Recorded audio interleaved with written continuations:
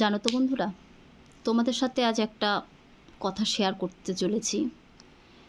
আমি না রীতিমতো এখন ভয়ে ভয়ে আতঙ্কে দিন কাটাচ্ছি, কারণ আমি নিজেও একটা মেয়ে, আমার ঘরেও কন্যা সন্তান রয়েছে।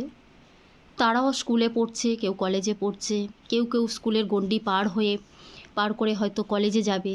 তারপর হয়তো কলেজ লাইফ শেষ করার পর তারাও কোনো নিজ নিজ কর্মস্থানে যোগ দেবে। তাই ভাবছি আমাদের ঘরের মেয়ে বোনেরাও যদি কোনো কর্মপ্রতিষ্ঠানে যোগ দেয়, তো সেখানে তারা কতটা সেফ আছে। সত্যি বলতে আমি সেই কথাটা যখনই ভাবি তো আমার বুকটা কেঁপে ওঠে। এটা ভাবছি যে যখন আমার মেয়েটা বাইরে বেরোবে, কোনো কাজে যোগ দেবে, সে যখন কাজ থেকে আদৌ সে বাড়ি ফিরবে কি না, অক্ষত অবস্থায় ফিরবে কি না, কেমন অবস্থায় ফিরবে, সেই কথাটা ভেবে খুবই আতঙ্কে দিন কাটাচ্ছি।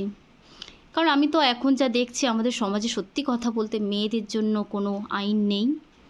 যদি একটা মেয়ের সাথে খারাপ ব্যবহার করা হয়, তার সাথে যদি খারাপ কিছু ঘটনা ঘটে যায়, তো তার জন্যে কিন্তু যে ওর সাথে খারাপ ব্যবহার করলো তার কিন্তু কোনো দোষ হয় না বন্ধুরা। দোষটা কিন্তু সেই মেয়েটিকেই দেওয়া হয়। তাকে এটা বলা হয় ওর নিজের দোষে ওর সাথে এই ঘটনাটি ঘটেছে।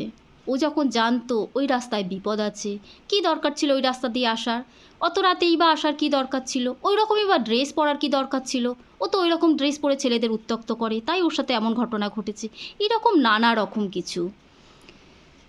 আর অথচ দেখো, যারা এই ঘটনাগুলো ঘটাচ্ছে তারা কিন্তু অনায়াসে বুক ফুলিয়ে আমাদের সমাজে এই মুক্ত আকাশের নিচে নিঃশ্বাস নিচ্ছে, ঘুরে বেড়াচ্ছে।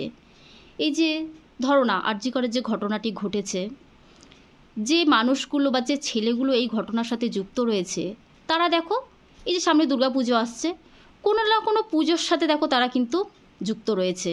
দেখো নির্দ্বিধায় তারা মাতৃপুজো করছে, কোনো ক্লাবে বিভিন্ন বড় বড় অনুষ্ঠানে রয়েছে, সব কিছুতেই দেখো তাদের যোগ, তারা রয়েছে।